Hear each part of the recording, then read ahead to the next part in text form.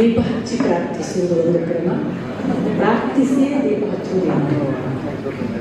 ದೇವರೇ, ನಾನು ಹಚ್ಚುವ ದೀಪ ನನ್ನನ್ನು, ನಮ್ಮ ಲೋಕವನ್ನು, ಎಲ್ಲರನ್ನೂ ಕಾಯಲಿ ಅಂತ ಪ್ರಾರ್ಥಿಸಿಕೊಂಡು ದೀಪ ಹಚ್ಚುವುದು ಕೂಡ ಏನು ಶಾಸ್ತ್ರ ವಿರೋಧವಲ್ಲ ಅನ್ನುವ ಭಾವದಿಂದ ಸ್ವಲ್ಪ ಅನುಕೂಲ ಶಾಸ್ತ್ರವನ್ನು ಸೇರಿಸಿಕೊಂಡು ನಮ್ಮ ಇದೀಗ ಬಂದ ಅತಿಥಿಗಳು ಒಂದಿಬ್ಬರು ತಮ್ಮ ತಯಾರಿಯ ಸ್ಥಿತಿಯಲ್ಲಿದ್ದಾರೆ.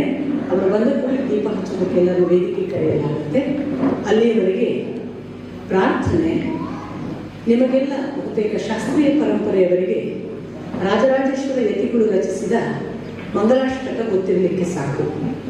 ಅದು ಲಕ್ಷ್ಮೀರ್ಯಸ್ಯ ಪರಿಗ್ರಹ ಕಮಲಭೂಸು ಗರುತ್ಮಾನುರಥ ಅನ್ನುವ ಒಂದು ಸಂಸ್ಕೃತದ ಮಂತ್ರ.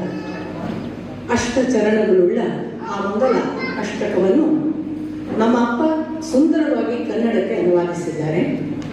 ಆ ಅನುವಾದ ಸೊಗದೆಂಟು ಸೊಲ್ಲು ಎಂಬ ಹೆಸರಿನಲ್ಲಿ ಅನುವಾದಿತವಾಗಿದೆ. ಆ ಮಂಗಲಾಷ್ಟಕವನ್ನು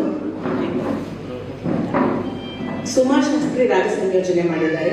ಅವರಿಬ್ಬರು ಕೂಡಿ ಅದರ ರಾಗ ಸಂಯೋಜನೆ, ಸಂಗೀತ ಸಂಯೋಜನೆ ಎಲ್ಲವೂ ಕೂಡ ಸುಮಾಶಾಸ್ತ್ರಿ ಇಬ್ಬರು ಕೂಡಿ ಹಾಡುತ್ತಾರೆ. ಮಂಗಲಾಷ್ಟಕದ ಕನ್ನಡ ಅನುವಾದ ಸೊಗದೆಂಟು ಸೊಲ್ಲು. ಅದು ಇಂದಿನ ಕಾರ್ಯಕ್ರಮದ ಪ್ರಾರ್ಥನೆ ಕೂಡ.